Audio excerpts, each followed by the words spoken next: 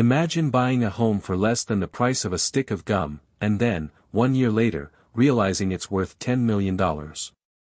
Sounds impossible, right? Well, for Marcus Bennett, it was only the beginning of a nightmare. Because just when his dream seemed unstoppable, a single HOA lady arrived at his doorstep with a dusty piece of paper from 1847, and it nearly destroyed everything. Marcus Bennett never planned to own a cabin. In fact, he wasn't even looking for property when he stumbled across the auction flyer taped to a rusted gas station pole. The words were almost laughable. County auction, abandoned properties. Starting bid, 25 cents.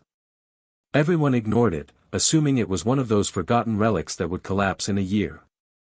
But Marcus, curious and half broke from his failed startup, thought, why not? 25 cents was nothing.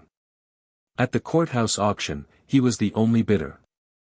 The clerk slid the paper toward him with a smirk. Congratulations, Mr. Bennett. You're now the proud owner of, well, a pile of wood. The cabin was old. Hidden deep in the pines, its windows were clouded with decades of dust, its roof sagging like tired shoulders. Most would have walked away. But Marcus felt something, almost like the place was watching him. For weeks, he worked alone. Fixing shingles. Clearing out rooms. Sanding floors that hadn't seen light in generations. And slowly, the cabin revealed its secrets, carvings under the stairs, initials scratched into beams, faded letters tucked inside wall panels. But the true shock came when the county released a new development plan. Marcus's pile of wood sat right in the middle of a booming project worth millions. Almost overnight, his 25-cent gamble turned into a $10 million gold mine. The town called him lucky. The developers called him smart. But not everyone was celebrating. Because one woman, the head of the local HOA, claimed Marcus's victory was built on her land. She arrived one stormy evening, clutching a yellowed scroll of paper that smelled like mold and age. This, she hissed, holding it up to his porch light, is an original property covenant from 1847. And according to this, the cabin, and the land it sits on, belong to us. Marcus stared at her, disbelief twisting in his chest. 25 cents had bought him a dream. But now, it seemed it had also bought him a war. Marcus held the scroll in his hands, trying not to laugh. The paper was brittle, covered in ink that had bled over time. At the top, in faded script, were the words. Covenant of the Pine Hollow Association, established 1847. He looked back at the HOA lady. Her name was Gertrude Holloway, though most just called her Mrs. Holloway. She was sharp-eyed, dressed in a stiff blazer that didn't match the muddy ground she stood on. This is ridiculous, Marcus said. I bought this cabin fair and square. 25 cents. At a public auction. I have the deed. Gertrude smiled, thin and cold. A deed is only as strong as the paper it's printed on. This covenant predates your little slip by over a century. According to this, every cabin in this valley falls under our control. Which means, she leaned closer, her perfume sharp and choking. This isn't yours. It never was. Marcus shoved the scroll back into her hands. Then why hasn't anyone enforced it for 176 years? Gertrude's smile faltered. Her eyes flickered, almost nervous. Because no one had reason to. Until now. That night, Marcus couldn't sleep. He walked through the cabin, lantern in hand. The walls creaked as though whispering secrets. He paused by the fireplace, where his renovations had revealed an unusual beam. Unlike the others, this one had symbols carved into it, spirals, stars, and an unfamiliar signature. He ran his fingers over the etching. The signature was nearly hidden beneath soot, but it was clear. Whitmore, 1847. Whitmore. That name echoed in Marcus's memory. He had seen it before, on the county's oldest land records. Whitmore had been one of the original settlers, rumored to have left behind secret legal codes buried in property foundations. The next morning, Marcus took photos and carried them to the county office. The clerk squinted at the carving. "This looks like a settler's claim. If Whitmore signed this beam, it might override the HOA covenant." For the first time, Marcus felt a flicker of hope. But Gertrude wasn't done. She returned the following week, this time with 2 lawyers and a sheriff. Standing tall on his porch, she declared, "Mr. Bennett, you have 30 days to vacate this cabin, or we'll evict you by force of law." Marcus's hands trembled, but his voice stayed firm. "You'll have to drag me out. Because this cabin isn't just mine, it holds proof that your covenant is a lie." The battle lines had been drawn. Marcus knew Gertrude would return. HOA leaders didn't back down, especially when millions were at stake. But he wasn't about to surrender his dream. He spent nights combing through every inch of the cabin. Under the staircase, he found a hollow panel. Inside lay a stack of letters, their paper brittle yet preserved by time. Each was signed by A. Whitmore. The letters told a story. Whitmore had built the cabin in 1847, not for himself, but as a safe house. He wrote of betrayal within the association, warning of power-hungry men trying to seize land illegally. He had hidden his true claim within the cabin, promising that someday the right owner would find it. Marcus's heart pounded. This wasn't just history, it was evidence. But before he could bring the letters to the county office, a knock echoed at the door. Gertrude again. Alone this time. "You're making this harder than it needs to be, Mr. Bennett," she said smoothly. "The HOA isn't just a club. We have resources. Connections. If you keep fighting us, you'll lose more than just a cabin." Marcus stepped aside, letting her glimpse the documents spread on his table. Her eyes narrowed. "Where did you get those?" He smiled. "From the man who wrote your covenant." Her face drained of color. She slammed the door on her way out, her heels cracking against the porch boards like gunshots. That night, strange things happened. Marcus heard footsteps outside. The trees seemed to whisper. His lantern flickered, then went out entirely. And from the corner of his eye, he thought he saw a figure, tall, cloaked in shadow, watching from the tree-lean. The next morning, the letters were gone. Panic surged. He tore through the cabin, overturning furniture, ripping up boards, searching desperately. But the box had vanished. Had Gertrude taken them? Or, was someone else playing this game? For the first time, Marcus realized this wasn't just about money. The HOA wasn't just greedy, they were hiding something. And the cabin, worth millions, was only the surface of a much deeper secret. If he couldn't uncover it in time, he would lose everything. Marcus didn't sleep that night. The missing letters haunted him. Someone had broken into the cabin, but no lock was forced, no window shattered. It was as though the box had simply disappeared. He reported the theft to the sheriff, but the man only shrugged. "Probably kids, or raccoons," he said dismissively. "Those letters won't stand up in court anyway." Marcus realized then that the sheriff wasn't neutral, he was on Gertrude's side. That afternoon, a letter arrived in Marcus's mailbox, typed neatly on HOA letterhead. "Vacate in 14 days. Non-compliance will result in forced eviction and financial penalties." He crumpled it in his fist. 14 days to lose everything. Not if he could help it. Determined, Marcus returned to the cabin's beams and floorboards. Whitmore had been clever, maybe he left more than one secret. After hours of searching, he discovered a loose plank under the fireplace. Inside was a sealed metal tube. His hands shook as he pried it open. Inside lay a parchment, older than the others, but perfectly preserved. It was a land grant, signed by the governor of the territory in 1847, granting Whitmore independent ownership of Pine Hollow Valley. And unlike Gertrude's covenant, This one was legally binding. Marcus nearly shouted with joy. But then, he froze. At the bottom of the document was a second signature. The ink was darker, fresher.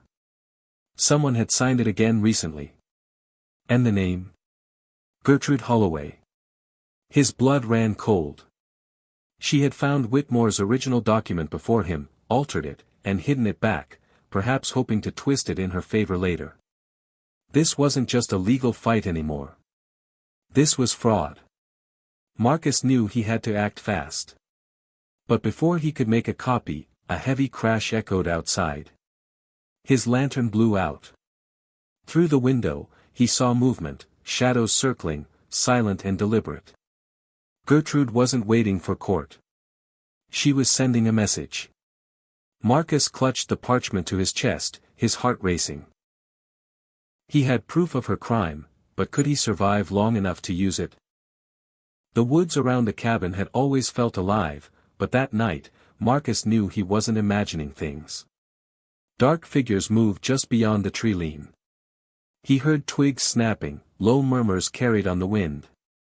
Whoever they weren't random trespassers. He locked the door, heart pounding, and set the parchment into a metal lockbox. At dawn, he drove straight to the county courthouse. The clerk recognized the parchment instantly. "This is huge, Mr. Bennett. If this is authentic, the HOA's claim collapses." But when the clerk tried to file it into the records, the computer froze. An error message flashed, access restricted. Document locked. Marcus stared. What does that mean? The clerk paled. It means someone in authority has already flagged this. They don't want it filed.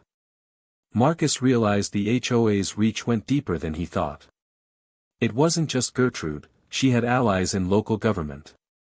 On the way back to the cabin, his tires screeched. Nails scattered across the dirt road.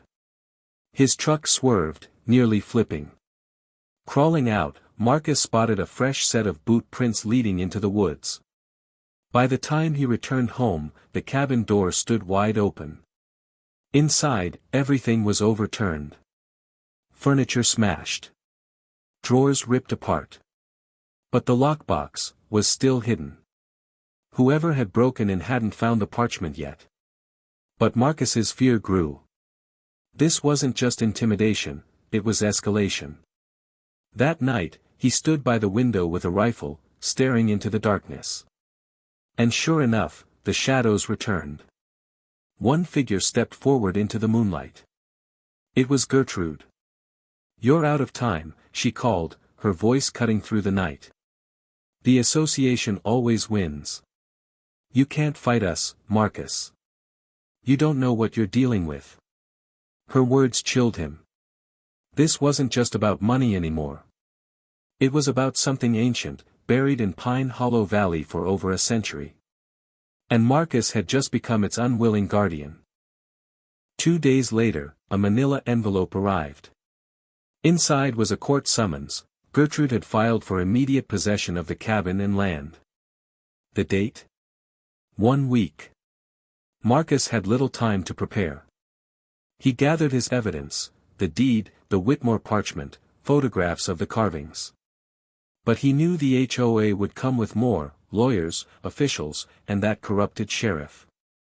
His only hope was finding a lawyer who believed in him.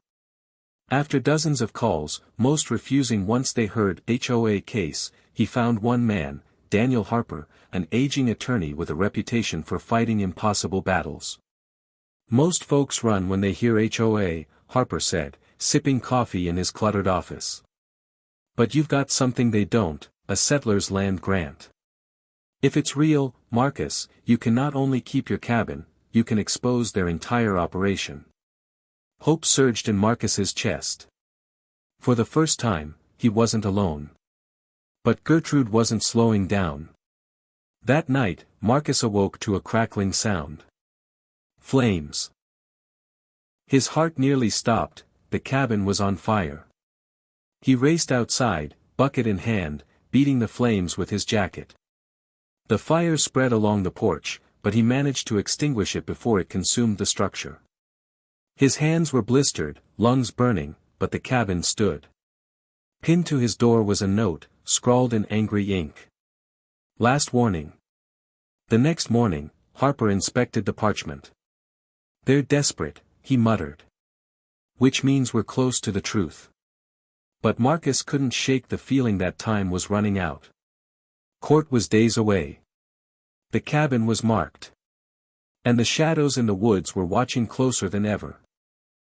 The courthouse smelled of old wood and polish. Marcus sat stiffly beside Harper as Gertrude strode in, flanked by two suited attorneys. She carried the covenant scroll like it was a weapon. The judge entered, weary but sharp-eyed. "We are here to determine rightful ownership of the Pine Hollow cabin and its surrounding land." Gertrude's lawyer went first, presenting the 1847 covenant. "This document proves the HOA's authority. Mr. Bennett's deed is meaningless compared to nearly 2 centuries of legal precedent." Marcus clenched his fists. Then Harper stood. "Your Honor, that covenant is void. We present an original land grant, signed in 1847, predating the covenant itself. Ownership belongs to the Whitmore line and anyone who inherits or purchases from that lineage. Mr. Bennett is the lawful heir by deed." Gasps rippled through the room.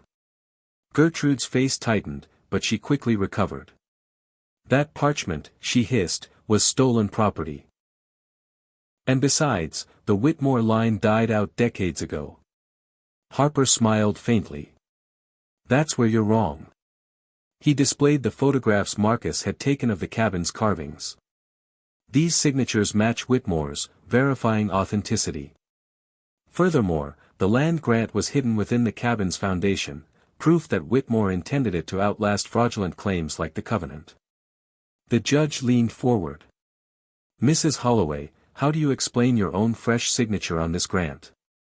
The courtroom erupted. Gertrude went pale, stammering. "Forgery. Lies. He's making this up." But Marcus knew the tide had turned. Still, Gertrude wasn't beaten. She leaned across the table, her whisper venomous. "You don't understand what you've unleashed, Bennett. This land carries more than gold. You'll regret digging this deep." The judge called recess. Marcus stepped outside, the air sharp in his lungs. For a brief moment, he felt victory near. But then, across the street, he saw them. 3 silent men in black suits, watching him without blinking. This fight wasn't over. It was only getting darker. During recess, Harper revealed what Marcus had feared. "I dug deeper into Whitmore," Harper said quietly. "Turns out, he wasn't just a settler. He was a surveyor. A man trusted by the governor. Pine Hollow wasn't just land, it was mapped as a reserve. Some say there are deposits here, gold, silver, maybe even something bigger." Marcus's stomach twisted. No wonder the HOA wanted it so badly. That night, back in the cabin, Marcus searched again. This time, he focused on the carved symbols. Spirals, stars, compass points. Slowly, he realized they weren't decorations. They were coordinates. Following the markings, he ended up in the cellar. Beneath loose dirt, his shovel struck metal. He unearthed a small chest, sealed with rust. Inside lay journals, maps, and one chilling phrase written across the first page. "To he who claims this land, beware the association. They are watchers. They are eternal." Marcus's hands shook. The HOA wasn't just a modern nuisance. They had been here since Whitmore's time. The next morning, before court resumed, Marcus spotted Gertrude in the parking lot, arguing with the men in suits. He caught one word, legacy. When their eyes met, Gertrude's face twisted with fury. The trial wasn't about property anymore. It was about a legacy that had survived for nearly 2 centuries, and Marcus was now standing in its way. The courtroom was packed. Word had spread, this wasn't just a property dispute. It was history unfolding. Harper presented the Whitmore journals, explaining the coordinates and the maps. The judge examined them closely. If authentic, this establishes that Mr. Bennett is not only the legal owner but also custodian of a historic site. Gertrude erupted. Lies. Fabrications. He's a fraud. Her lawyers scrambled, but the evidence was overwhelming. Still, Marcus knew the men in suits weren't here for law, they were here for something else. During cross-examination, Gertrude broke. "You don't understand," she cried. "The association protects the valley. We've guarded its secret for generations. If you let him keep it, you'll unleash chaos." The room fell silent. The judge frowned. "What secret, Mrs. Holloway?" But she went pale, realizing she had said too much. The judge banged his gavel. "Enough. This court rules in favor of Marcus Bennett. The cabin and its land are lawfully his." Case closed. Cheers erupted. Marcus felt tears sting his eyes. Against all odds, he had won. But as he left the courthouse, the men in suits blocked his path. One leaned close, voice low and icy. "You think you've won, Mr. Bennett. But Pine Hollow doesn't belong to you. It belongs to history. And history has sharp teeth." Marcus's victory tasted hollow. Because deep down, he knew the fight wasn't over. The cabin stood quiet under the moonlight, its beams glowing softly as if guarding their secrets. Marcus sat on the porch, exhausted but victorious. $10 million of land. A cabin saved. A legacy reclaimed. Yet his hands trembled as he unfolded Whitmore's final journal. Inside was a passage he had overlooked before. "To the rightful heir, know this cabin is no mere home. Beneath its roots lies the truth. Guard it well, for they will never stop coming." He stared at the floorboards. Beneath its roots. What had Whitmore buried? As he pondered, headlights cut through the trees. A single car stopped at the gate. Gertrude stepped out, alone this time. Her eyes were tired, her voice softer. "You don't understand what you've inherited," she said. "The association was never about money. We were guardians. Protectors. That cabin hides something dangerous. And now, it's yours to bear." For the first time, Marcus saw not just an enemy, but a woman burdened by generations of secrets. "Then help me," Marcus said quietly. "If you know the truth, tell me." She shook her head. "If I speak it aloud, it will find you faster. Just, be ready." With that, she disappeared into the night, leaving Marcus alone with his thoughts. He sat back on the porch, heart heavy. He had won the legal battle, but inherited something far larger, a responsibility he never asked for. As the wind whispered through the pines, he swore he could hear voices, Whitmore's, maybe, or others who had guarded this land before him. The cabin wasn't just worth $10 million. It was priceless, dangerous, alive. Marcus closed the journal, his chest tightening. The story wasn't ending. It was only beginning. And in the silence of Pine Hollow, unseen eyes still watched from the shadows.